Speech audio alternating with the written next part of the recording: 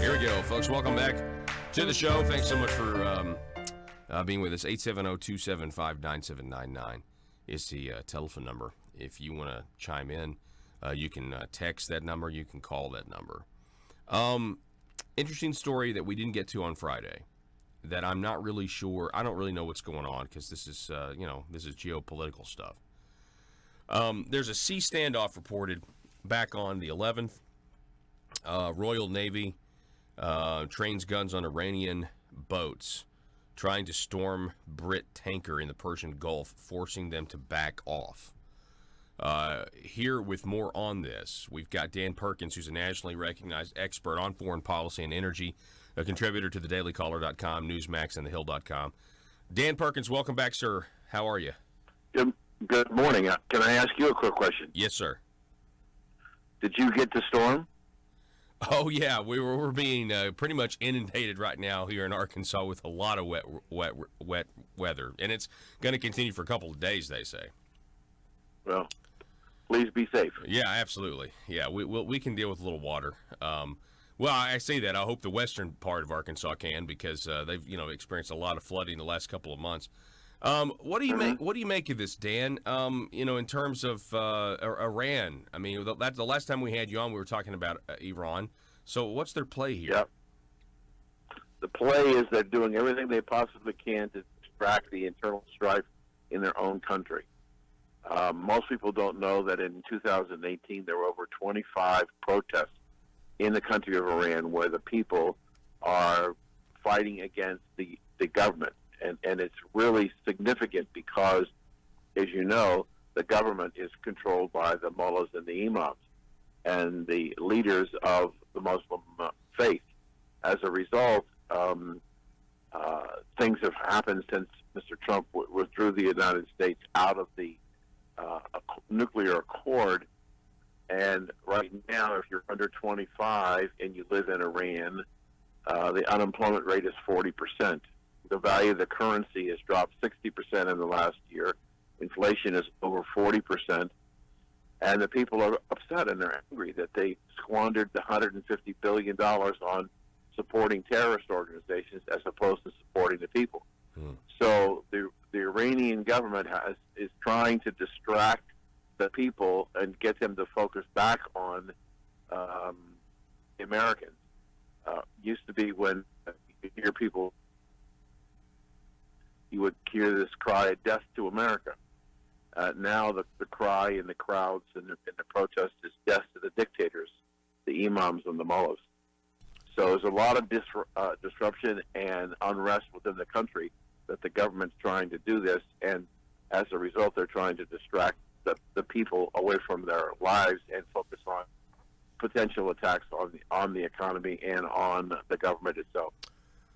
Some people say that there may be, negotiations between the United States government and the Iranian government. But what part? Because I think we look at our own country. Okay, I obviously know that the United States of America is not a monolithic government. I mean, in terms of we have the deep state, for example, that can work against the president of the United States or other elements. And I think there's more than just, two different factions. But then you look at something like Iran. And they have this Iranian Revolutionary Guard, and who are they loyal to? Are they loyal to the Iranian government, or are they loyal to the theocracy? I believe they're loyal to theocracy, and that's part of the problem for them, because the people are angry and are protesting, and the military, the Iranian Guard, is torn between continuing to support the government and the theocracy, or are they going to believe and understand the plight of the people and side with them? I think the only thing that solves the problem, I don't see a negotiation. I mean, if you understand, for example, this morning, we're talking. What we're really talking about here is trade tariffs, and so we put tremendous tariffs and we put restrictions on Iran. Are just going to zero. But by the same token, if you look at what's going on in China released this morning that their GDP for the last quarter was the lowest GDP in the last 27 years. the trade sanctions do have power, do have impact. The longer they go, the more the people get upset. And so Mr. Trump has said, no, I don't think he's in any hurry to sit down with the Iranians and negotiate. Did you think, if we can, I guess rewind, did you think it was wise when the president did not strike back after the unmanned drone was shot down? Yes, and there's a backstory that I have written about, but I'm not too many other people have written about. If you can put that in context, let's go back a week before that, when the New York Times issued a story that representatives within the military and the security agencies refused to communicate to President Trump some plans and missions, covert activities, because they said they couldn't trust him. And so the military is the one who made the recommendation of the attack that would have killed about 150 Iranians. And I think the president let it go, and then at the last minute he basically, and you have to watch his words, he basically said, stop, I'm in control, don't do it. And I think that was more a message to the deep state that's still trying to destroy his presidency, that he's the commander-in-chief and he's in charge, and you can't get away with trying to not communicate to the president. So I think that was a very important message that he sent to the deep state. I agree with you. I didn't get that specific with it, but I did think to myself, it was certainly a message to the entire world. He is the one making the decision. He's the one with the finger on the trigger. And I thought that was really helpful, not just, for the Iran situation, but for any country, for North Korea for that matter. That right. He's the guy that's in control. We're talking with Dan Perkins. Now, Dan, I want to kind of transition here because I know I've had you on before, and I know you've done extensive work or research on the Clinton Foundation. With the recent arrest of Jeffrey Epstein, and I've just got tons of articles on that have developed over the last 3 days. We've got anonymous Jane and John Doe's Politico reports that are trying to stop the unsealing of documents. We have, Epstein's lawyer at one point said that he co-founded the Clinton Foundation. I mean, what do you think? Are there any connections? Well, I have no doubt that there are connections. There are plenty of stories of former President Bill Clinton being on the aircraft going to the private island on, I think, at least 7 occasions. How much he was involved with underage children, I don't know. But Epstein clearly was. So it's interesting to see what's going on, because I just literally last night finished a piece similar to what you're talking about, and I said, believe it or not, and this is going to sound crazy, but 8 months ago I was saying at the time that I believe that the Democratic Party is the party of victims, and the biggest victim at the moment in the Democratic Party is Hillary Clinton. And I believe, even though she says she's not running, I laid out a strategy last night in the piece that shows that she in fact is running for the nomination. And she's going to let the candidates, the 25 candidates, shoot themselves, and they're going to go into the convention with no clear leader, and the convention is going to get deadlocked, and they're going to look to draft somebody, and she'll stand up saying that she can beat Donald Trump, and that she may very well be, unless she's in an orange jumpsuit, she may well be the Democratic nominee. So all of this protection of her reputation in the media and the deep state is still in play. They're still working it. And you saw recently that where Mr. Mueller, who was supposed to testify on Wednesday, now got a week, delayed him a week in exchange for supposedly more time than he was setting for his appearance. So then you've got the special counsel that's looking into this with the Attorney General. You've got Horowitz, the Inspector General, looking at the FISA warrant and the involvement of the Justice Department and the National Security Advisors and other people in the government involved. So there's a huge web here that people in the Trump administration are trying to untangle, where there are other people in the deep state who are trying to prevent it. There's no doubt about that. Man, that's an interesting hypothesis about Clinton coming in at the last minute. If anything, let me just put this out there. If there's any chance at all of her, if the Clinton email situation or any of that actually ensnaring her in a criminal arrest or charge or anything, I mean, it would be in her best interest to run for president again, because then you could claim, you're coming after your political rivals. You know what I mean? It could buy her some time. Sure, and I think we're going to get a very good indication of how effective the Trump administration, the Justice Department, and is going to be in investigating these issues. There's been a lot of promises made by the Republicans and leaders in Congress about the evidence that's going to come out that's going to create a situation where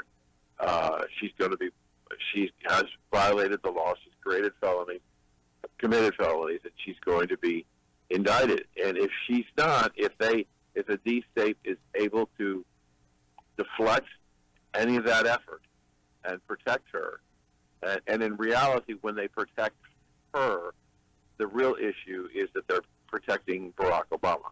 They're not really protecting her. She would be a pathway to the president. So they've got to protect her, because if they don't, then they'll go straight for the president. And I've written about that several times. I have a scenario that says that Barack Obama, as much as he was involved with all these senior leaders of his cabinet and his administration, didn't know what was going on, then he's very inept. I believe he did. And people are going to start asking the question, when did he know it, when did he know it, and what did he do about it? And Biden didn't help the president last weekend when he said there was no collusion with the Russians on his watch, in Obama's watch. Well, that's where it all took place. So it's a fascinating script that's playing out as to what's going to happen to her, what's going to happen to Obama, what's going to happen to other people in the administration. If you start seeing indictments of high-level people in the Obama administration, look for people to all of a sudden change their mind and begin to tell their story, which will not be favorable for her or the president. Yeah, to try to save themselves. Yes.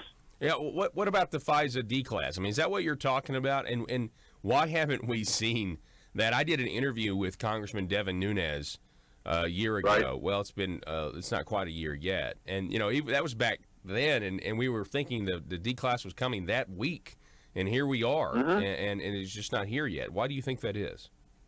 I think that's the wheels of the deep state grinding very slowly and being very reluctant to give any information out. That's why I was concerned about the Horowitz.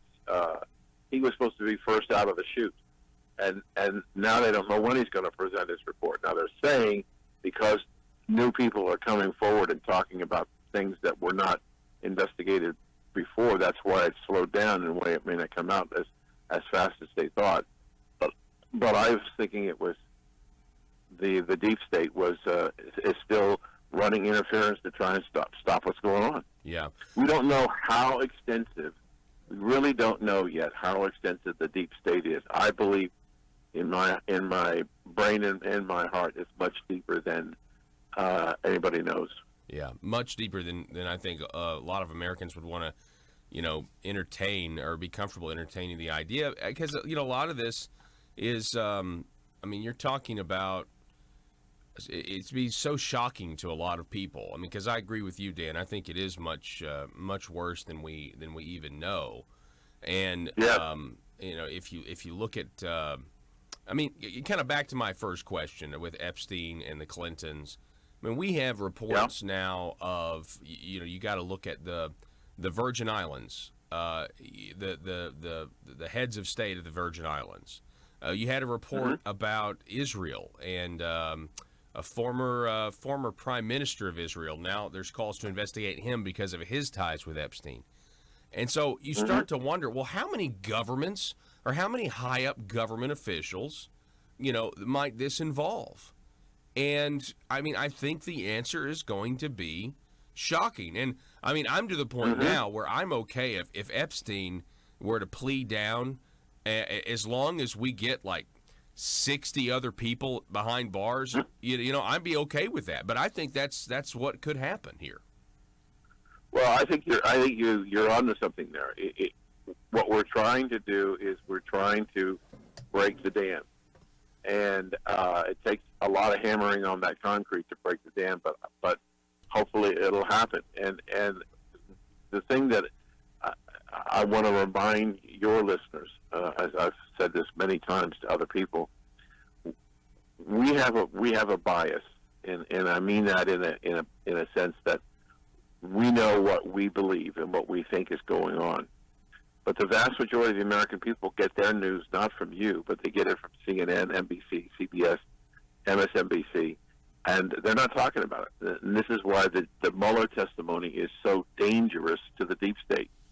If he gets in front of the two committees in the House, and the Republicans are even just asked the questions, the news media is going to have to decide: are they going to cover the Mueller testimony because of the potential of destroying the false narrative that the news media has been supporting for 3 years?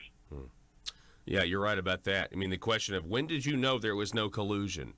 I mean, the answer is very early on, from what I can tell, and yet it continued and everything else.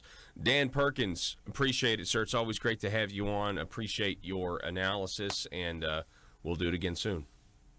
Thank you so much. Pleasure right. talking with you. Yes, sir. Dan Perkins, Bye. everybody. You can check out his stuff. Contributor to the Daily Caller, Newsmax, The Hill, and you just it's always good to read his stuff. Always great to have him on